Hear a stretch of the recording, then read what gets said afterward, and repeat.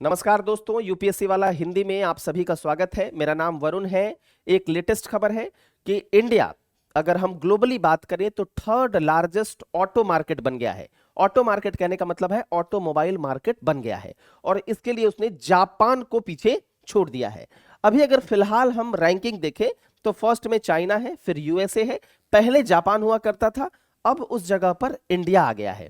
और इसकी जानकारी ट्वीट के माध्यम से पीयूष गोयल साहब ने भी दी कि 2023 का फिर से एक अनदर फैबुलस स्टार्ट, और इसके तहत India third largest auto market globally बन गया है और साथ ही साथ इंडियन मार्केट में लगभग 42.5 न्यू व्हीकल्स बेचे गए हैं।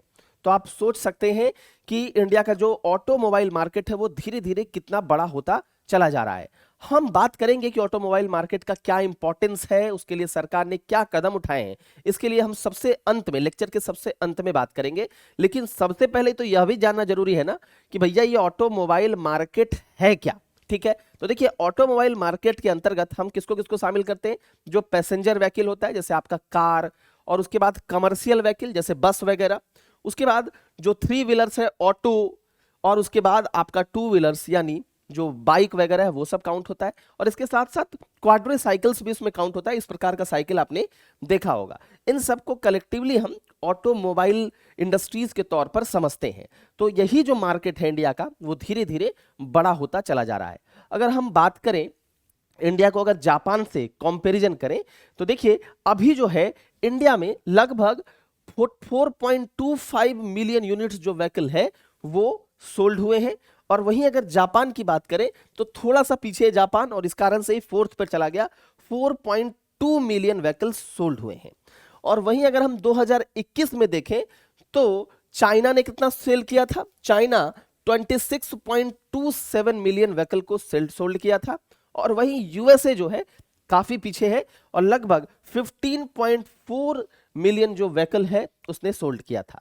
तो रैंकिंग मैंने इसलिए आपको स्टार्टिंग में ही बताई कि पहले चाइना, फिर यूएसए, फिर अब इंडिया आ गया और फिर उसके बाद जापान आ गया है, क्योंकि इंडिया 4.25 मिलियन यूनिट सेल कर रहा है और वहीं जापान 4.2 मिलियन यूनिट सेल कर रहा है, जिसके कारण इंडिया जो है अभी थोड़े से ऊपर स्थान पर चला गया, थर्ड पोजीशन पर चला गया अगर हम पूरे विश्व की बात करें तो। अगर हम बात करें चाइना की तो ऐसा नहीं था कि चाइना शुरुआत से ही फर्स्ट रैंक पर था। चाइना ने जापान को 2006 में पीछे किया और फिर चाइना सेकंड पोजीशन पे आ गया और फिर यूएसए को चाइना ने 2009 में ओवरटेक करके चाइना जो है इस ऑटो मार्केट इंडस्ट्री में फर्स्ट पोजीशन पर आ गया है। अगर हम देखेंगे तो जो निक्की एशिया है उसने क्या कहा है इसको थोड़ा सा समझते हैं। जो भारत का जो ऑटो मार्केट इंडस्ट्री है या ऑटोमोबाइल इंडस्ट्री है वो थोड़ा अप डाउन के फेज में रहा है। इसके पीछे का कारण कभी कभी क्रेडिट क्रंच हो जाता है कि आरबीआई ये करता है कि भैया थोड़ा सा ऋण जो है वो महंगा कर देता है।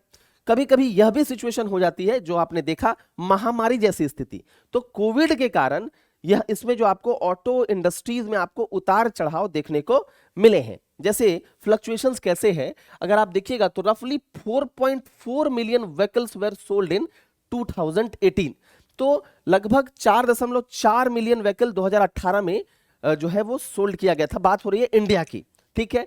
और अगर वही देखा जाए तो 2009 में यह 4 मिलियन से नीचे चला गया था क्रेडिट क्रंच होने के कारण, ठीक है। और वही अगर हम बात करें कोरोना के टाइम की तो 2020 में जो कोविड पैंडेमिक आया उसके कारण यह 3 मिलियन यूनिट से भी नीचे चला गया था। हालांकि भारत में ऑटोमोबाइल सेक्टर जो है वो काफी ग्रोइंग सेक्टर आप इसको मान सकते हैं। इसके पीछे का एक रिपोर्ट आप जो है इसको अगर समझिएगा तो आपको समझ में आएगा कि देखिए इंडिया का जो पॉपुलेशन है वह लगभग 1.4 बिलियन है और एक रिपोर्ट के मुताबिक ऐसा माना जाता है कि इंडिया में मात्र जो है वो 8.5% इंडियन हाउस होल्ड के पास अपनी गाड़ी है। तो आप सोच सकते हैं कि मात्र 8.5% के पास ही अपनी गाड़ी है। तो ऑटोमोबाइल सेक्टर कितना बड़ा होने वाला है आप इसी से अनुमान लगा सकते हैं, क्योंकि जनसंख्या हमारी काफी ज्यादा है और हम उम्मीद है कि जो है वो इस साल जो है वो चाइना को भी सरपास करेंगे और 2060 तक ऐसे ही ग्रो होता रहेगा, हमारा जनसंख्या बढ़ता ही रहेगा। तो ऑटोमोबाइल जो इंडस्ट्री है वह भी काफी जो है वो आगे बढ़ेगी, ठीक है। तो इस कारण से आप इन चीजों को भी देख सकते हैं, इसलिए लिखा हुआ है there is a plenty of room for sales growth. तो इसके लिए अभी काफी जो है वो स्कोप बचा हुआ है और ऑटोमोबाइल सेक्टर हमारा काफी जो है और बृहत होने वाला है। इसके बाद अगर हम थोड़ा सा एक चीज देखें तो इन व्हीकल्स में कौन कौन व्हीकल्स सोल्ड हुए हैं, तो गैस वाले व्हीकल जो सीएनजी वाले हैं, कुछ हाइब्रिड व्हीकल्स भी सोल्ड हुए हैं, लेकिन इलेक्ट्रिक व्हीकल्स जो ईवी को हम प्रमोट कर रहे हैं, भारत सरकार प्रमोट कर रही है, ईवी जो है वो EV hardly have a presence. तो ईवी का प्रेजेंस अभी काफी कम है, ठीक है। तो जो ये हमने दिखाया है 4.25 मिलियन यूनिट्स, इसमें ज्यादातर सीएनजी है, ज्यादातर जो है वो हाइब्रिड व्हीकल है, लेकिन ईवी की जो प्रेजेंस है वो काफी अभी कम है, ठीक है। अब अगर हम देखा जाए स्टेटस क्या है ऑटोमोबाइल इंडस्ट्री का इंडिया में, ठीक है, तो इसको थोड़ा सा समझते हैं। अब देखिए $100 बिलियन इसको वैल्यू किया गया था इस ऑटोमोटिव मार्केट को, इंडिया का ऑटोमोबाइल सेक्टर जो है उसका वैल्यूएशन जो है वो $100 बिलियन था 2021 में। उम्मीद है कि 2027 तक इसका जो वैल्यूएशन है वो 160 बिलियन हो जाएगा, और इसका जो कंपाउंडेड एनुअल ग्रोथ है, जो वार्षिक दर से ये बढ़ रहा है, वह भी लगभग 8.1% है। तो काफी तेजी से यह सेक्टर बढ़ रहा है, और इसके पीछे का कारण आपने देखा कि जनसंख्या जब बढ़ रही है और उसके अनुपात में हमारे 8.5% लोगों के पास ही पैसेंजर व्हीकल है।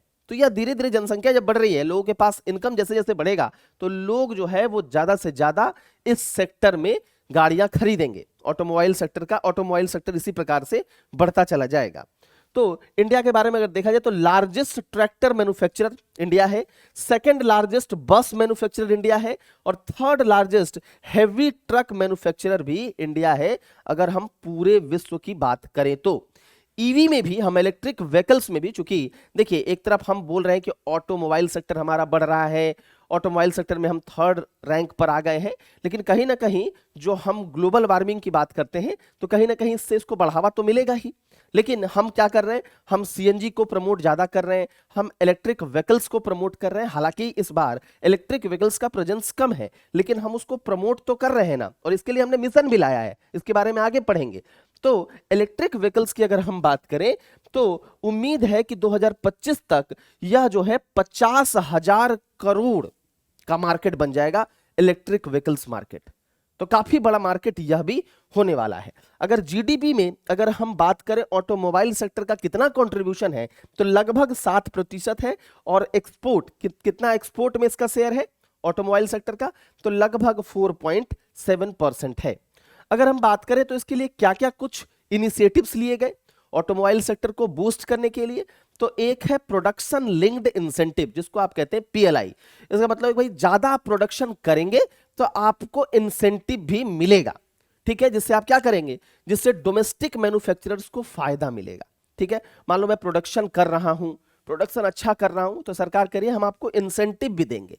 ठीक है, इससे क्या होगा कि आप और जो है प्रोडक्शन पर ध्यान देंगे। तो जो डोमेस्टिक जो मैन्युफैक्चरर है, जो ऑटोमोबाइल सेक्टर में काम कर रहे हैं, ऑटोमोबाइल सेक्टर को वो बढ़ाने का भी प्रयास करेंगे, और नए नए लोग भी इस सेक्टर में जुड़ने का प्रयास करेंगे। और इसलिए सरकार इसके लिए एक इंसेंटिव यानी प्रोत्साहन देने का भी जो है वो स्कीम लेकर आई है, और इसके लिए लगभग $3.5 billion for the automobile sector proposes financial incentive.